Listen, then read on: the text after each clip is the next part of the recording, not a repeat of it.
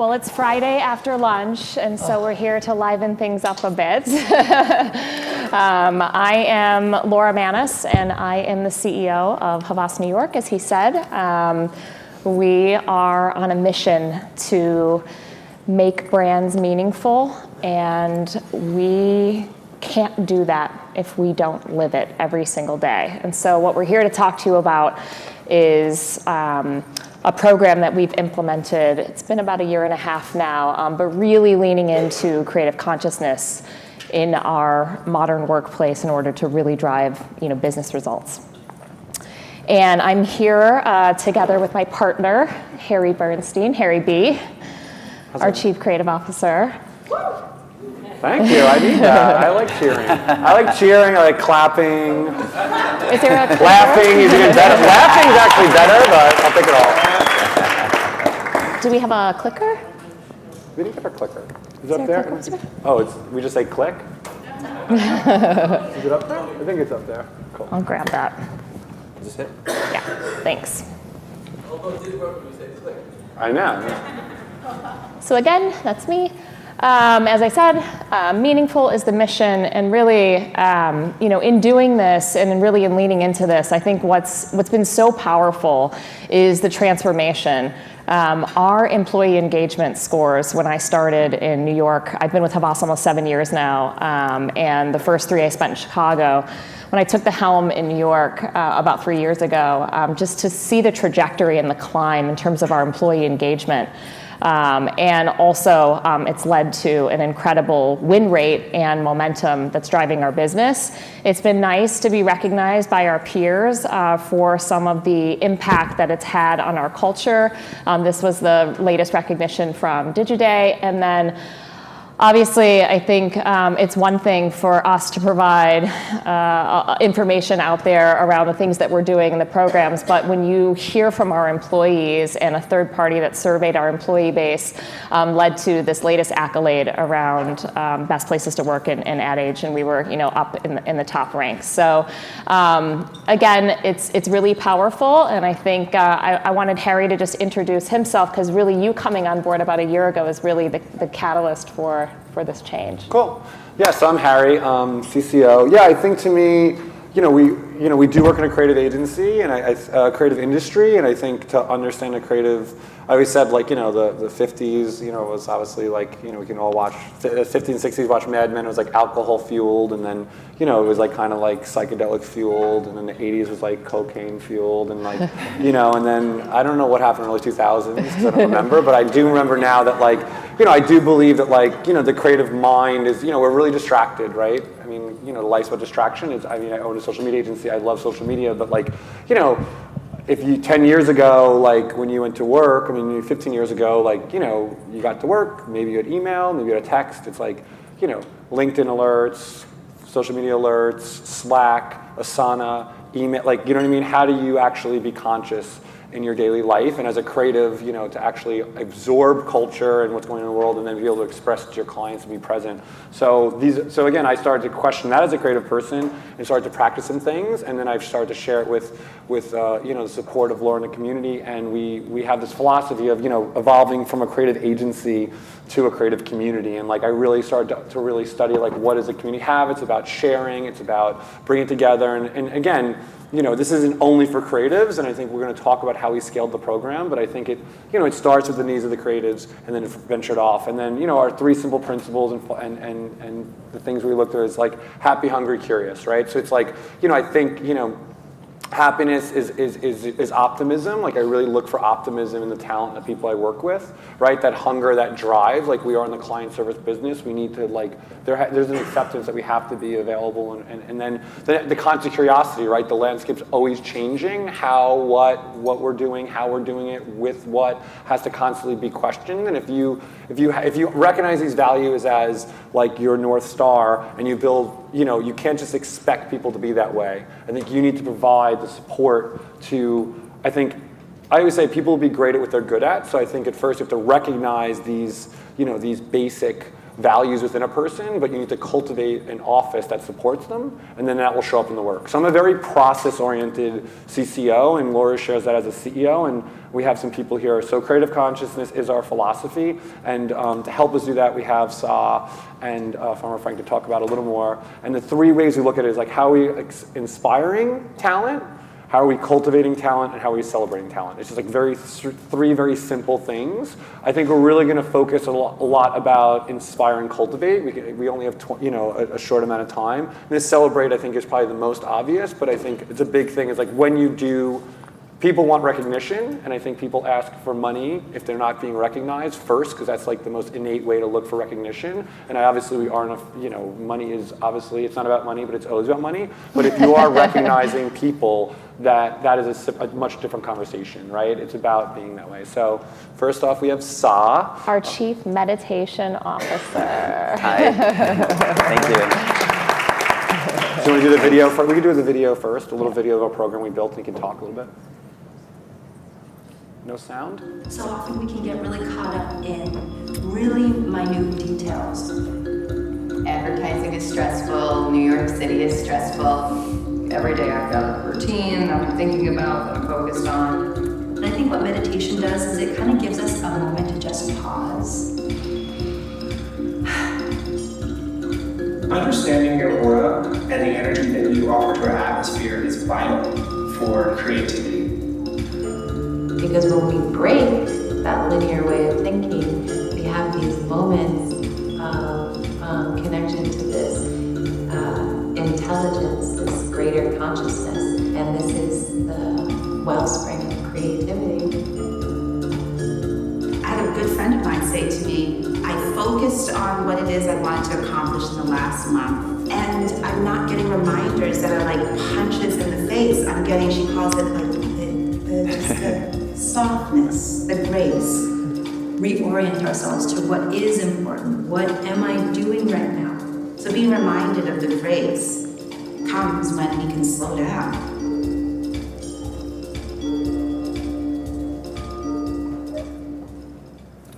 Cool. So I want to talk a little bit what we've done, quick. Yeah, thank you.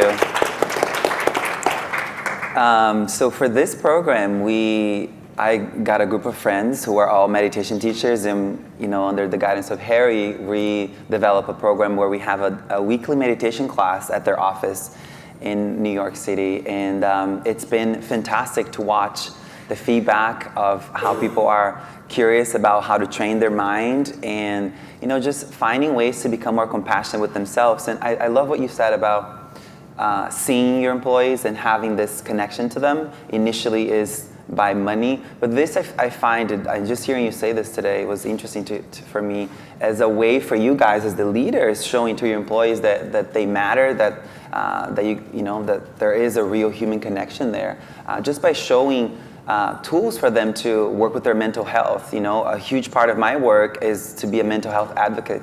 And I talk a lot about this in panels in place around the world, the importance of, as leaders, to break the taboo around mental health. And I think having a meditation, you guys went to the next level and built a meditation room at the place. But, as we talk about this, it's, just having a place where employees feel like they can just come and, get to know their minds a little bit so they can operate better at work.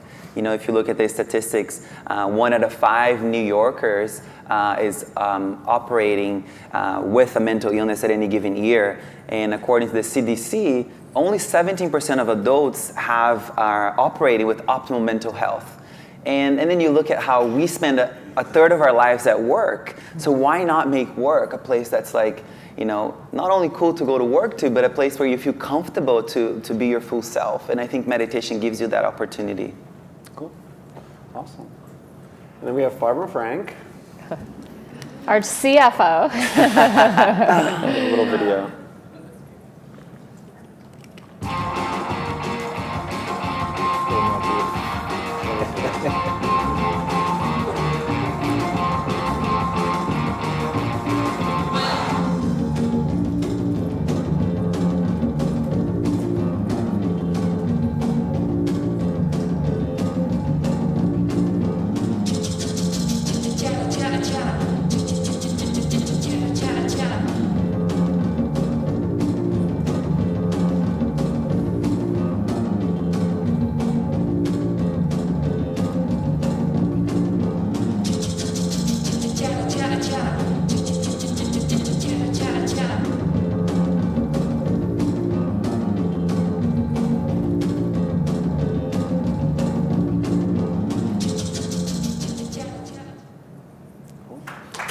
Nice video, Harry. This is my off-season attire. So I'm Farmer Frank. I've been farming for 6 years. I think initially the career change, I was Finance Frank, Farmer Frank, was a more selfish thing. It was a way for me to reconnect, to nourish myself, become a healthier individual. And once I got to a certain point, it was something I wanted to share. And Harry and I aligned on that view of giving people the ability to find peace and strength. And just like meditation, food does that also. So we grow in a very specific way. It's nutrient dense. Most people in New York City are disconnected, overfed, malnourished. So by having this opportunity in the office for people to refuel and connect with the farmer, connect with their food source is a really special thing. And you can see it. You can see I've been there for probably like 25 weeks, and we're going to do another 25 weeks when it's on season. You can see the effect on the employees and just the culture around the farm stand where people come and talk. It's a much lighter atmosphere. It's a way to decompress quickly. So it's sort of like meditation, but coming from a different place. But I'm really happy we all hooked up to do this. Yeah, it's been fun. And it's been a really special experience. And we do it with some other companies too. So we're going to talk more about that, but I think for now, we would love for everyone to join us. We're going to have Sa guide us. Cool. So who here has meditated before? Sweet. Oh, wow, look at that. This is great. So my method is a little unique. I combine some things I've learned from my teachers in India and Nepal and some things I've learned from neuroscientists and psychiatrists here in New York. So come off your chair just a little bit like this. Great. And all we're asked to do is to have our spine upright, not uptight, okay? And this first breathing exercise we'll do, it requires a little vocal release and the breath. We're going there. So I invite you to raise your arms up like this. And we're going to take a deep breath in together like that. I'll show you first, and then we do all together, okay? So breathing in, arms up like that. And then when we breathe out, we'll do ha. And then we'll bring our elbows and arms right over here, you know, with a little nudge on the rib cage. Cool? Okay, so breathing in, arms up. And breathing out, ha. Ha. Ha. Ha. Ha. Let it out. Ha. Ha. Ha. Let it out. Ha. Ha. Ha. I can't hear you. Ha. Ha. Ha. Ha. Ha. Ha. Ha. Ha. Ha. Ha. Ha. Let it out. Ha. Ha. Ha. Ha. Ha. Ha. Ha. Ha. Ha. Ha. Ha. And then rest. Exactly. Just allow the giggles to come out. Feel the body alive. Great. And then when you're ready, you can gently close your eyes. And we'll practice for a short 5 minutes. So this practice is a really fast and powerful way to release physical stress. Remember that thoughts and emotions that are unprocessed, they get stored in our muscles. This is Western science talking. So this is a really powerful way for us to release some of the tension that we pick up at work. And with this exercise, you get to connect with the body.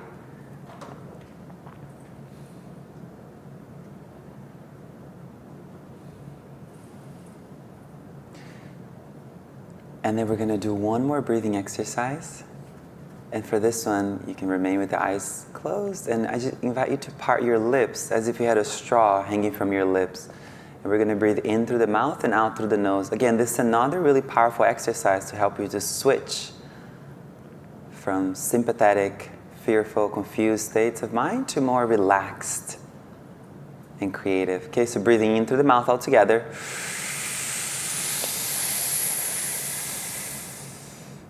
And out through the nose. In through the mouth.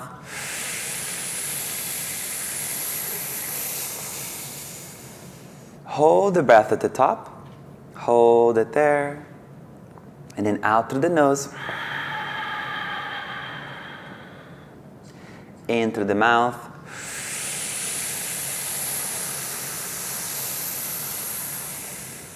one more sip here all together.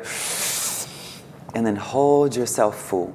And notice the quality of your internal landscape as you hold yourself full. And then release through the nose. And last one, deep breath into the mouth.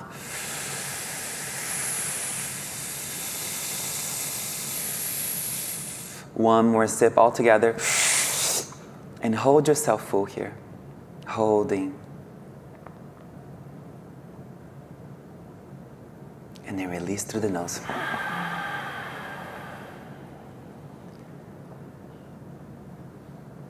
And again, just take this invitation as an opportunity to notice what is it like inside. Notice perhaps you've been hooked on a feeling or a thinking pattern from this morning. And this is an opportunity to disentangle, to release the grip,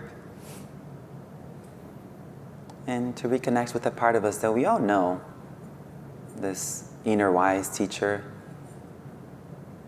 where creativity and compassion arises. And a simple way to do this is to just train our attention by paying attention to the feeling of the breath in the body. And we'll do this for a couple minutes.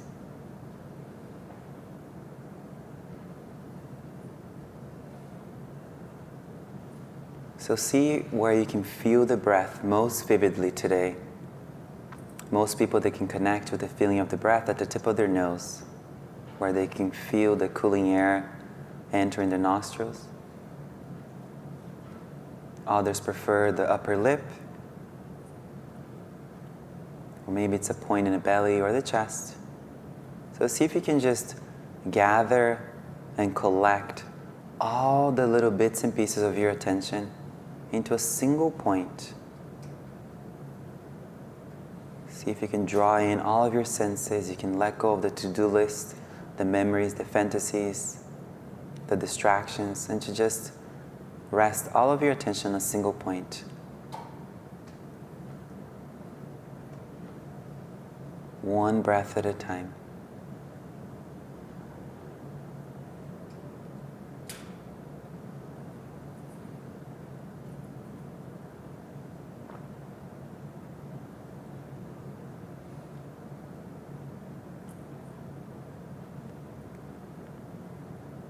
This is a way for us to remember that thoughts will think themselves without any help from you.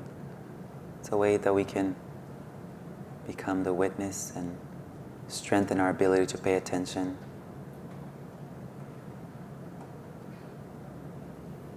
Because when we learn to pay attention to our breath, we learn to pay attention to life in a completely new way.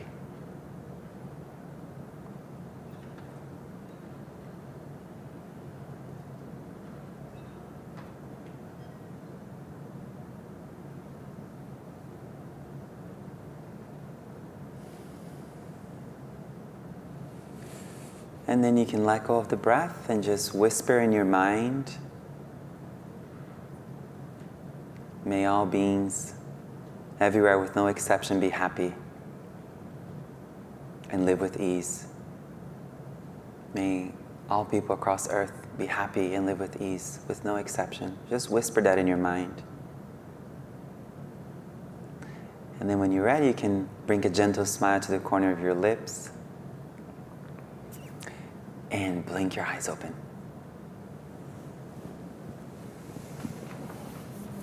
Welcome back. Yeah, sweet change. Thank you guys for practicing.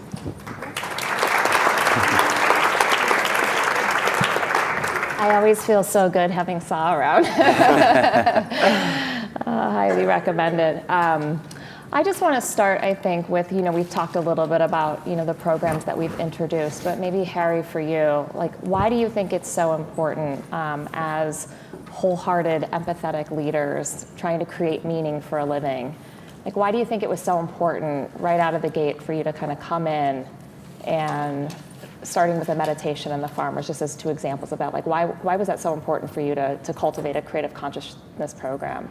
Well, I think empathy okay, so empathy and leadership in our business, I think more than any other business, it's like, we always talk about our target consumer, right? So it's like, oh, we're building this brief against target consumer. Who is it? Who is she? Who is they? And it's like all people are made of the same things, right? So if you are not in touch with yourself and you don't have this empathy between your employees to each other, how are you going to be able to communicate with the world to make those meaningful connections? So to me, it was like, again, it's like action. If we're going to make meaningful work for the world, we have to like practice what we preach, right? So it's like, how do, and again, the program starts with things that are close to me, like obviously meditation, eating well. We obviously growing the program, and we're creating an employee council to kind of give feedback for other programs. But I think these are like two personal things to me that like have actually made a change in my life to make me more empathetic and also make me have clarity to like not only communicate to my employees, but to also affect my work, to be able to communicate to consumers and make work that is definitely more more effective. And I think, and also in new business pitches, right? Like what are clients? They're people too. It's like, how do you connect with, and we've talked to consultants, like you win a pitch because there's a connection, right? So like, if you're like not connected with yourself, how are you connecting in a new business pitch? Like, you know what I mean? So it's all aspects of our job, I think, is about people. And you've talked about, we're all creators, and if you don't have creative in your title doesn't mean that you're not attached to this, and committing to that kind of lifestyle. It's not like you just show up at work from whatever your agency's hours are, whatever your company's hours are, and be creative in that box, but it really is a kind of a commitment to a lifestyle. Yeah, and I would say, like, a creative idea can come from anywhere. Obviously, the creatives are the craftspeople that bring a creative idea to life, but it's an aggregate of all of us, and I think it is, like I said, it really is, to me, it's like, it kind of is all part of my life, is a creative, like, I'm always thinking about work and always working on work, and it's the process has to be kind of all in. I call it, like, instead of work-life balance, like a work-life integration, and Saad touched on it. It's like, if we're going to spend all this time at work, like, what do you bring to work that's part of you that you can share as part of this community? I think that's where the community word is really important, to let it know that this isn't a monarchy, this is a community. And I think we get paid well in our jobs to help our clients, break conventions in their category and cultivate our talent to be able to challenge the status quo. But when you look about like how agency culture has existed and just been tolerated, and all of the toxicity of junk food and like long hours, and like we're really trying to break the traditions, I think, that have been plaguing this business, and this was just the first way at it. Frank, for you, can you talk a little bit more about, I love that you led with finance and made this pivot, but on your journey to self-care, like, tell a little bit more about your story and what inspired that.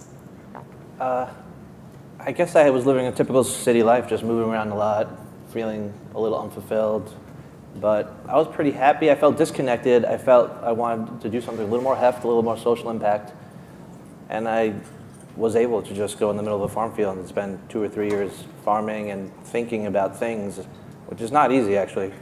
To find quiet when you live in the city your whole life is a new experience, and to go through those thoughts and just heal and become better as a person.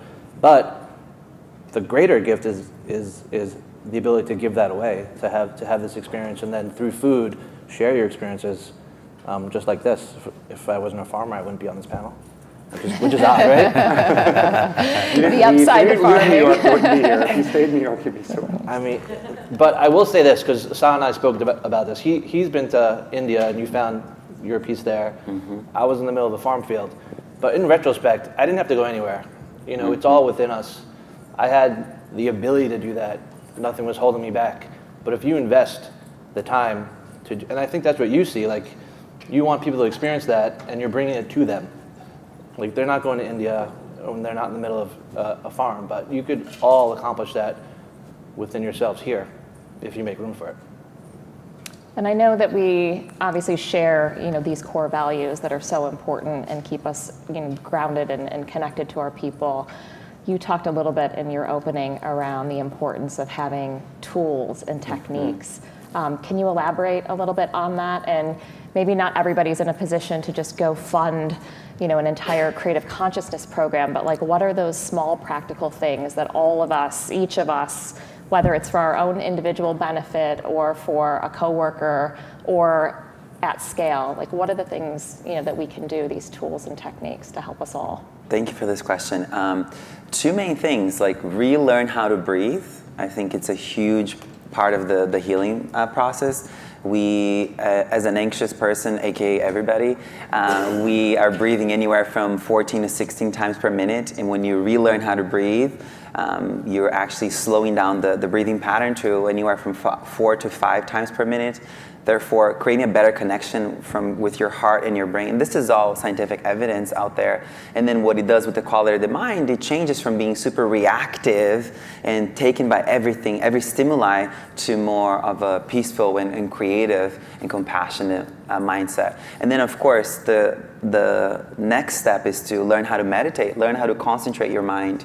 All the research leads to a very simple sentence. A concentrated mind is a happy mind. So if your default, like mine used to be very low, very sad, very depressed for a long time, and with the practice of meditation, with breathing and meditation and food and exercise, you can really redesign your genetic makeup, and you can really redesign your default mindset with these simple practices. And the beauty of the scientific research where we're at right now is that all these ancient practices that maybe have some, they are connected to like religious practices, they don't have to be anymore, because I speak in a very secular way to all my clients and students, and we can bring a secular way of healing into the modern workplace, but just saying, learn how to concentrate your mind and relearn how to breathe. It's that simple. And both of it together takes 5 minutes.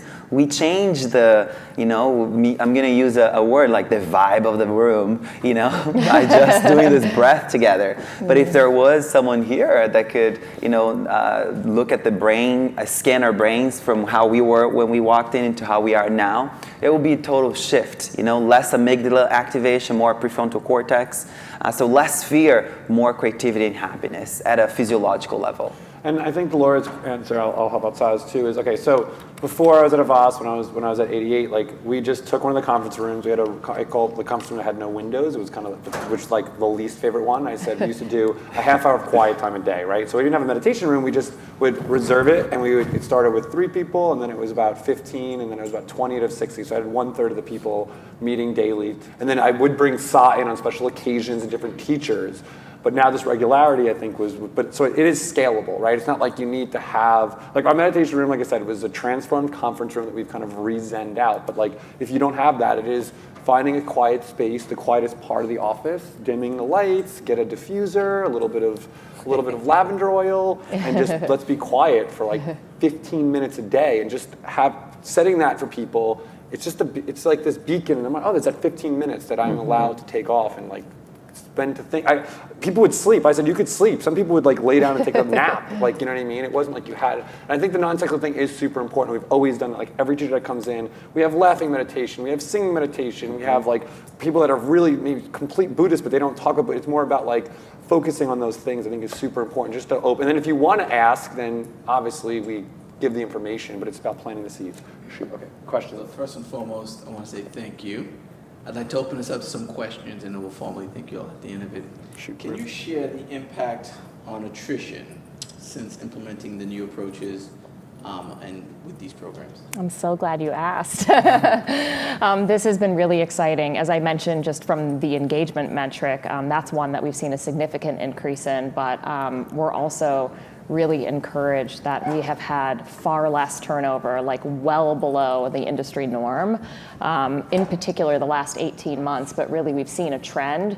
It's absolutely meaningful, and I think that last pillar that we didn't go into too much today, the inspiration and obviously cultivating the talent, but really taking the time to celebrate and have these meaningful connections together. I mean, the farmers market is now fueling the dinners that we have. We have community dinners, and Harry and I pick 12 people on a regular basis and just sit in the agency, but we have someone come in and will cook us a meal together, and we'll really get to know each other outside of the context of deadlines and projects we're working on, but really just connecting in life. And I think those things mean so much, those core values that you share and that time together. I think when it allows you to handle stress, and we're seeing people really sticking with us. So I think that's been a really, I don't have the exact statistic, but I know that Shannon and Uni from my team are here and can attest that the attrition's been a lot less. So I'd like to say thank you very, very much to Laura, to Harry, to Frank, and to Sa. Thank you. This was wonderful. One, for us to have gotten some of the experiences and the techniques around creative consciousness, our breathing, food, all of these things are ultimately helping to fuel us to be better employees, better people, better citizens for the organizations that we work for. So thank you very, very much.